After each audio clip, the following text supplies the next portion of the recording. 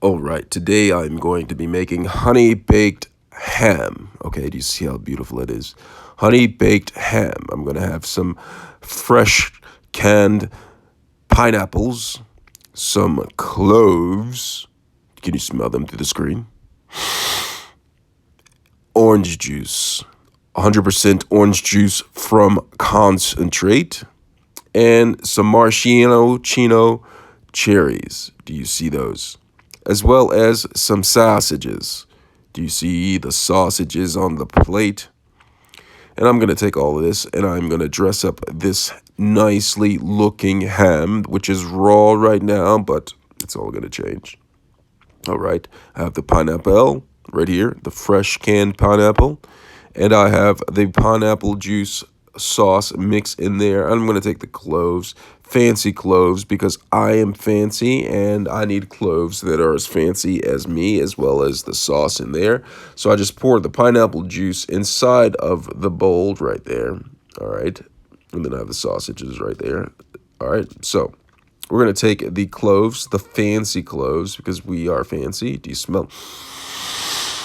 Can you smell it through the screen? Smells great, doesn't it? All right, we have the cloves out, and we have the Maraschino Cheerios. All right, we have freshly jarred, canned Maraschino cherries. And so we take the pineapple juice, add some apple juice to the bowl, as you can see right there. Not apple juice, I meant orange juice. And then I'm going to add a little bit of light brown sugar. Do you see that? I have light brown sugar. I'm just going to add to the bowl like this with the orange juice. And then I am going to take this right here. This right here is some more brown sugar because I didn't have enough brown sugar to go along with in the beginning. I'm just going to take this right here and pour it in the bowl. As you can see that. Goodness, absolute goodness. And then I'm just going to mix it up together. You see that? Mixing it up, making sure all of the brown sugar is dissolved. You don't want clumps of sugar. And then I'm going to open up the freshly canned, jarred of Maraschino cherries, right? And I'm going to take that, pour a little bit of cherry juice in there into the pot. And I'm just going to place the cherries on the plate like this. Do you see that? And once I get the cherries on the plate, I am going to slice them in half, being careful, making sure that the fingers are not cut. Get in close. Cut the cherries. Don't eat the cherry.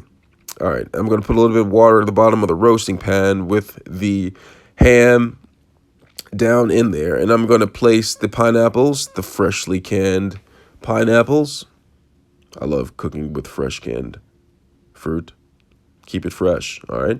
And I'm just going to place this all over the ham, okay? Once the ham is in place, I'm going to take some of the cloves and press in, okay? Press in on the fresh pineapples right there. You see on the center? I put those right there. Now, the cloves are there to keep the pineapple from sliding down off of the ham, as well as add flavor to the ham. Okay, once they're in place, I'm going to take the half-cut cherries, Maraschino cherries, and place them in the side. This is for decorative purposes, as you can see. Doesn't it look nice?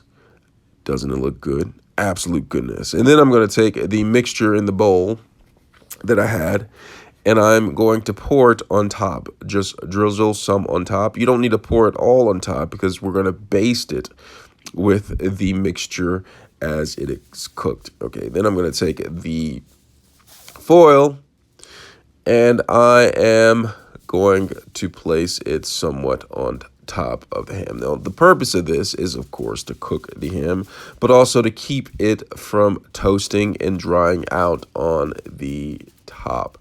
As you can see right here, I'm just going to wrap it down in the bottom right here loosely. I'm not trying to put it in real tight. Just wrap it down just like this.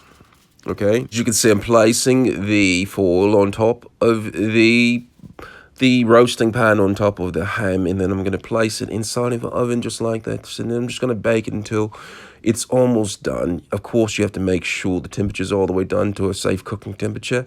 And then I'm going to place these sausages in on the side of the ham. When the ham is halfway cooked, I'm just going to place the sausages just like this. And the sausage is going to add flavor